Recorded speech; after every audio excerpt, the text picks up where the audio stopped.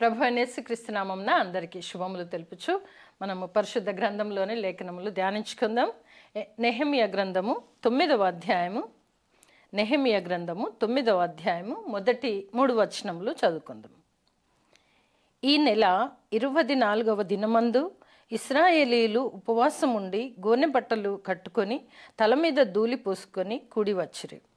ఇశ్రాయేలీలు అన్యజనులందరిలో నుండి ప్రత్యేకింపబడిన వారై నిలవబడి తమ పాపములను తమ పితరుల పాపములను ఒప్పుకొనిరి.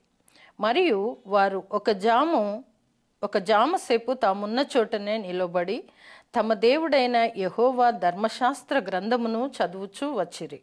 ఒక జామ సేపు తమ పాపములను ఒప్పుకొనుచు దేవుడైన యెహోవాకు నమస్కారము చేయుచూ వచ్చిరి. ఇక్కడ మనం చూసినట్లయితే ఒక జాము సేపు వారు ఏం చేస్తున్నారు అనే విషయాన్ని మనం ధ్యానించుకుందాం. ఈరోజు మనం అంశం తీసుకుంటున్నాము కూడా ఒక జాము. ఆ జాము అనగా ఏంటి, ఎలా అనేది మనము చూస్తే ఇక్కడైతే ఇశ్రాయేలు ప్రజలు ఏం చేస్తున్నారు అని అంటే, వారు ఒక జాము సేపు తామున్న చోటనే నిలబడి, ఒక జాము అని అంటే ఒక జాము యొక్క సమయము 3 గంటల సమయం అనగా వారు తామున్న చోటనే మరి ఒక జాము సేపు నిలబడి 3 గంటలు నిలబడి ఉన్నట్టుగా చూస్తుంటున్నాము. వారు నిలబడి ఏం చేస్తున్నారు అని చూస్తే మనకు వాక్యమే సెలవిస్తుంది. ఏమని అనంటే, తమ దేవుడైన యెహోవా ధర్మశాస్త్ర గ్రంథమును చదువుచూ వచ్చిరి. అనగా ఒక జాము సేపు నిల్చున్నారు. అలాగే ఒక జాము సేపు దేవుని పరిశుద్ధ గ్రంథము ధర్మశాస్త్ర గ్రంథమును చదువుతూ వస్తున్నారు. అనగా దాంట్లోని మర్మాలు తెలుసుకుంటున్నారు. ఆ మర్మాలు తెలుసుకొని ఊరికే ఉండట్లేదు, ఒక జాము సేపు తమ పాపములు ఒప్పుకొనిరి అని మనం 3వ వచనంలో చూస్తున్నాం. అనగా నెహెమీయా గ్రంథంలోనే 9వ అధ్యాయము 3వ వచనంలో చూస్తేనే 3 విషయాలు మనము గమనించవచ్చు. ఒకటి ఏంటంటే, ఒక జాము సేపు నిలవబడిరి. అనగా జాము అనగా 3 గంటల సేపు వారు నిలబడి ఉన్నారు. ఆ నిలబడి ఏం చేస్తున్నారు అంటే, నిలబడి దేవుని ధర్మశాస్త్ర గ్రంథమును వారు చదువుతూ ఉన్నారు. అది చదివిన వెంటనే వారు పాపములు ఒప్పుకుంటున్నారు. అది కూడా 3 గంటల సేపు. అనగా ఒక జాము చదువుతున్నారు, ఒక జాము నిలబడే ఉన్నారు. ఆ తర్వాత వారు పాపములు ఒప్పుకుంటున్నట్టుగా చూస్తుంటున్నాము. వెంటనే వారు పాపములు ఎందుకు ఒప్పుకుంటున్నారు అని మనం గమనిస్తే, మనం 8వ అధ్యాయంలో చూడవచ్చు. 8వ అధ్యాయంలో చూస్తే 5వ వచనం, అప్పుడు హెజ్రా అందరికంటే ఎత్తుగా నిలబడి జనులందరూ చూచుచుండగా ధర్మశాస్త్ర గ్రంథమును విప్పెను. వారి చేతిలో ఆ రోజులలో ఉన్నది ధర్మశాస్త్ర గ్రంథము. మోషే ఇచ్చినటువంటి ఆ ధర్మశాస్త్ర గ్రంథము, దేవుని ద్వారా ఆజ్ఞాపించబడి తాను వారికి ఇచ్చినటువంటి ఆ ధర్మశాస్త్ర గ్రంథమును అది విప్పగానే జనులందరూ ఏం చేస్తున్నారట అంటే, వెంటనే ధర్మశాస్త్ర గ్రంథమును హెజ్రా పట్టుకొని ఎప్పుడైతే నిల్చున్నాడో అక్కడున్న జనులందరూ నిలబడి వారు ఏం చేస్తున్నారట, మహాదేవుడైన యెహోవాను స్తుతింపగా. మహాదేవుడు ఎంత భక్తి వినయంతో ఉన్నారు. తప్పులు చేసినప్పటికీ తిరిగి వెంటనే దేవుని తెలుసుకుంటున్నారు. భక్తి వినయంతో ఆ బిడ్డలు ఉన్నట్లుగా మనము చూస్తుంటున్నాం. దేవుని స్తుతింపగా జనులందరూ తమ చేతులెత్తి ఆమెన్ ఆమెన్ అని వినయముతో చెప్తున్నట్లుగా మనం ఇక్కడ చూస్తుంటున్నాం. అంతేకాదు, ఆమెన్ అని పలుకుచూ ముఖములను నేలకు వంచుకొని యెహోవాకు నమస్కారం చేస్తున్నట్లుగా చూస్తున్నాం. అనగా వారి భక్తి శ్రద్ధలు దేవుని పట్ల, లేదా ధర్మశాస్త్ర గ్రంథం వారి చేతిలో పట్టుకొని నిలవబడగానే వారికి ఉన్నటువంటి భక్తి శ్రద్ధల్ని మనం చూసినట్లయితే, ఆ రోజుకు ఈ రోజుకు మనం పోల్చుకుంటే మనలో ఏమీ లేదు, భక్తి అనేది లేదు. మనకు ఆపద వస్తే వెంటనే భక్తి చేస్తామేమో, లేదా ఒక పండగ వస్తే భక్తి చేస్తామేమో, లేదా మన అవసరాన్ని బట్టి భక్తి చేస్తామేమో. కానీ ఆ రోజుల్లో పరిశుద్ధ గ్రంథం అనగా ధర్మశాస్త్రం మాత్రమే ఉంది. ఆ ధర్మశాస్త్రము పట్టుకోగానే వారందరూ భక్తి శ్రద్ధలతో నిలబడి తామున్న చోట నిలబడి దేవుణ్ణి స్తుతిస్తున్నారు. అంతేకాదు, వారి ముఖములు నేలకు వంచి దేవుడిని ఉపదేశాన్ని వినడానికి సిద్ధపడినట్టుగా మనం చూస్తుంటున్నాం. అలాగే 8వ వచనంలో కూడా చూస్తే, ఇటీవలనే వారు దేవుని గ్రంథము స్పష్టముగా చదివి వినిపించి జనులు బాగుగా గ్రహించినట్లు చెప్పారు. నిజమే, మనకు చదవడం వేరు, దానిని ధ్యానించడం వేరు. అక్కడ కూడా అదే జరుగుతున్నది. వారు కూడా చదివి బాగుగా గ్రహించినట్లు, అనగా దాన్ని దాన్ని గ్రహించి అన్వయించుకొని వాక్యానుసారంగా నడుచుటకు ధర్మశాస్త్ర గ్రంథమును వారి చేతిలో ఉంచబడి ఉంది. ఒకరు చదువుతున్నారు, మిగతా వారందరూ లేచి భయముతో భక్తితో తలలు నేలకు వంచి దేవుణ్ణి స్తుతిస్తూ వాక్యం వింటున్నారు. విని గ్రహించి అన్వయించుకునే బిడ్డలుగా ఉన్నట్లు మనము చూస్తుంటున్నాము. దానిని గ్రహించినట్లు దాని అర్థములు చెప్పుచూ ఉండిరి. అయితే ఎప్పుడైతే బైబిల్ యొక్క పరిశుద్ధ గ్రంథము లేదా ధర్మశాస్త్రము యొక్క అర్థములు చెప్పుచున్నారో బిడ్డలందరూ విని ఏడుస్తున్నారట. ఎందుకు ఏడుస్తున్నారు ఏంటి అని చూస్తే, ధర్మశాస్త్రము ఎప్పుడైతే విని ధ్యానించి అన్వయించుకుంటారో వెంటనే వారిలో పశ్చాత్తాపము మొదలవుతున్నది. మనం 9వ అధ్యాయంలో అదే చూసాం. అయితే వారు ఎప్పుడైతే పశ్చాత్తాపం మొదలవుతుందో వారు ఏడుస్తున్నారు. ఎందుకు అంటే మా జీవితాలు ఎలాంటి జీవితాలు, కానీ దేవుడిచ్చిన ఆజ్ఞలు, దేవుడిచ్చిన ధర్మశాస్త్రము ఇంత గొప్పగా ఉన్నది. మేము ఏమాత్రము కూడా ఆ ధర్మశాస్త్రమును అనుసరించలేని వారంగా ఉన్నాము, అయినను మా దేవుడు మమ్మల్ని కరుణించుచున్నాడని వారంతట వారు వాక్యం అయితే ఎప్పుడు స్వీకరించారో, అన్వయించుకుంటున్నారో వారిలోని తప్పులు తెలుసుకొని వారు ఏడవడం మొదలు పెడుతున్నారు. అది చూడండి, ఎంత దీన స్థితికి వారు వచ్చి తమలోని తప్పులు వారికి వారే తెలుసుకోవడం మనం ఇక్కడ చూస్తుంటున్నాం.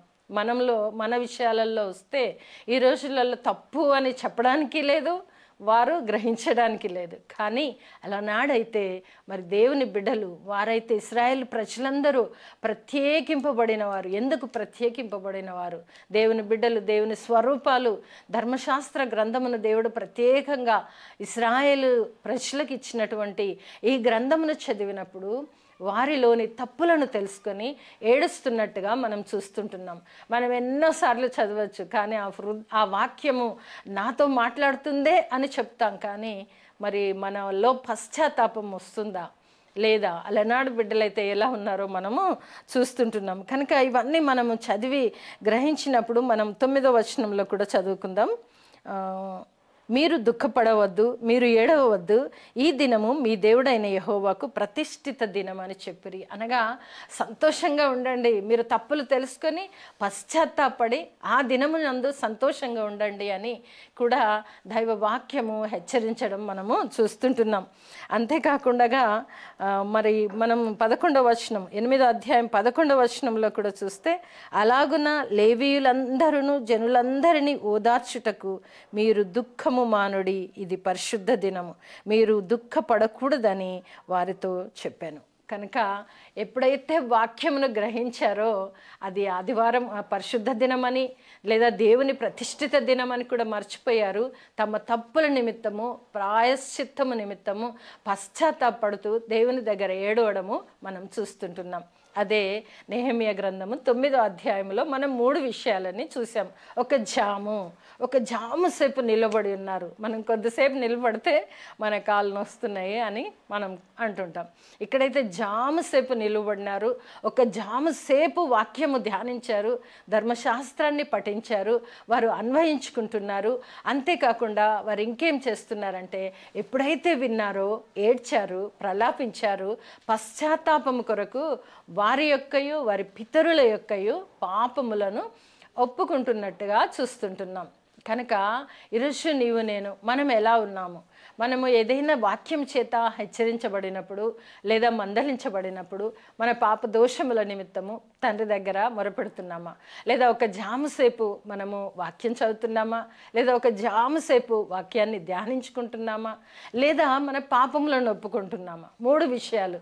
ఒక జాము ఈరోజు మన అంశం కూడా 3 గంటలు దేవుని కొరకు హెచ్చించినట్లుగా చూస్తుంటున్నాం. 3 గంటలు వాక్యాన్ని ధ్యానించినట్టుగా చూస్తుంటున్నాం.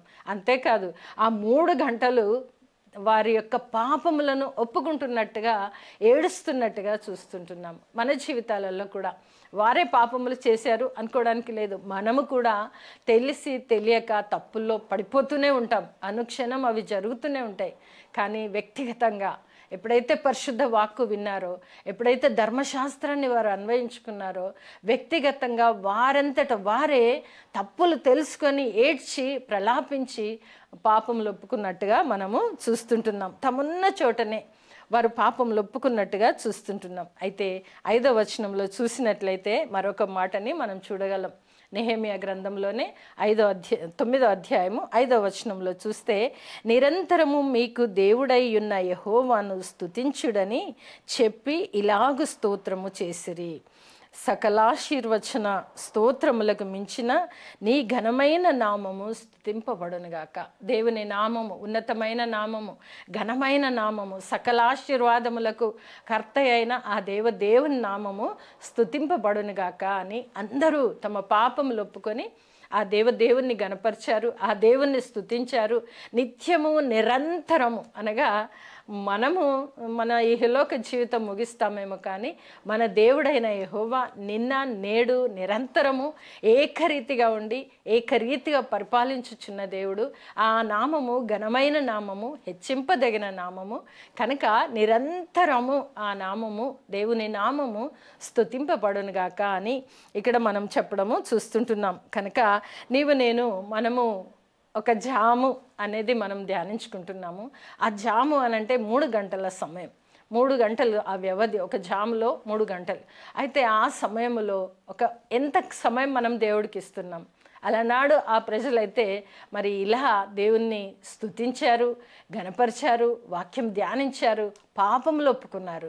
మరి మన జీవితంలో ఎంతసేపు దేవునికి సమయం ఇస్తున్నాం? ఎంతసేపు వాక్య ధ్యానం చేస్తున్నాం?